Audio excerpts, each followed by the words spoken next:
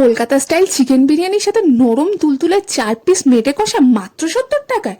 আজকে কলকাতার বুকে এমন একটা জায়গার খোঁজ দেবো যেটাকে তোমরা এক কথায় হিডেন জেম বলতেই পারো। তৈরি হয় 30 থেকে 40 কেজি চালের বিরিয়ানি, যেটা দুপুর দুটোর মধ্যে শেষও হয়ে যায়।